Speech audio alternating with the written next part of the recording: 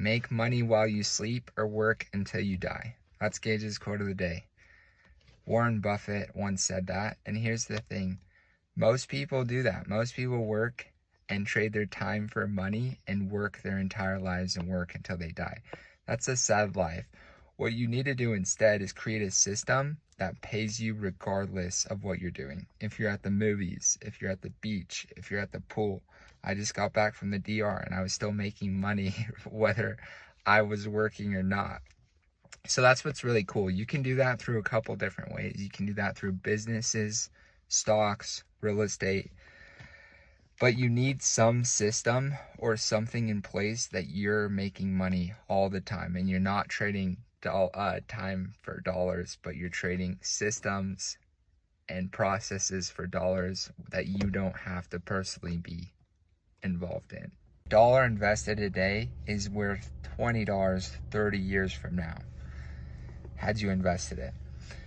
So here's the thing, we're not going to get into the deep dive of like inflation and stuff, but before making purchases, think about it. Multiply that purchase by 10, and that's how much it'd be had you invested that same amount. So if you go get a burrito, it's $10, it's really costing you $100.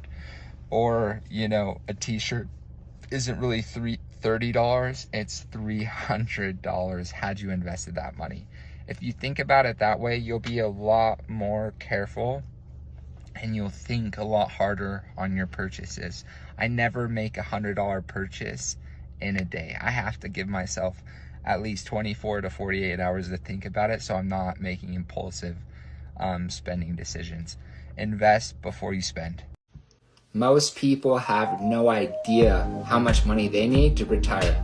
And right now, stats show that 70% of Americans have less than $1,000 saved. This definitely won't cut it. Here's a rule that can help you figure out how much money you'll need to retire. William Benjamin created the 4% rule back in 1994 as a rule of thumb, saying you can safely spend or live on 4% of your retirement money each year.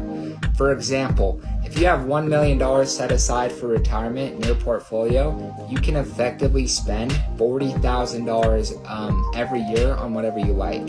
This is because your portfolio on average grows by 7.5% every year adjusted for inflation, so you can safely spend half of that return while leaving the rest to continue working on your behalf, so that you'll have more to pull from the next year. So for example, if you spend $45,000 each year right now, then you'll need $1.125 million to retire, 25 times 45,000. But I like to be conservative though, and I predict we will need even more money in the future. Returns will be less, inflation will be more. So I predict you need 36 times your expenses. So if you're spending $45,000, you'll need $1.62 million. Do you have cash just sitting in some random checking or savings account that's earning less than 1% interest? Well, if you do, I've got a secret for you. Ally Bank just announced today that they are now paying 3.4% interest on your cash when it's invested in their online savings account. Also, Robinhood is paying 4% interest on any uninvested cash as a gold member. So, for example, if you have $80,000 sitting in your checking or savings account earning 0.1%, then this would give you an extra $3,060 just for switching accounts. Not bad. I have had and used both of these platforms for years now, and I have found that both apps and their websites are simple and easy to use. My favorite part is that they both pay out their interest at the end of each month, so that way you can put money in or take some out at any time. By doing this, you can earn some interest and stay liquid and wait for any other investment opportunities that open up. The Robinhood Gold membership does cost $5 per month, but offers 4% instead of the 3.4 like Ally, so you can do the math yourself and decide if gold is worth it for you. A lot of people have been asking me, how much money did you lose in the stock market within the last year? Well, personally, I lost $35,000. Sounds crazy, but last year was a challenging year for many investors, including myself. I lost a significant amount of money in my stock, crypto portfolio in the market.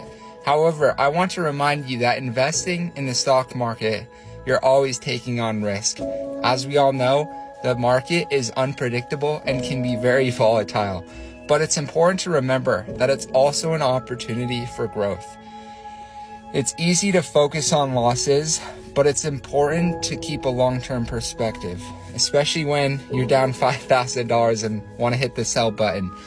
I will continue to diversify my portfolio, do my research, and make informed investment decisions.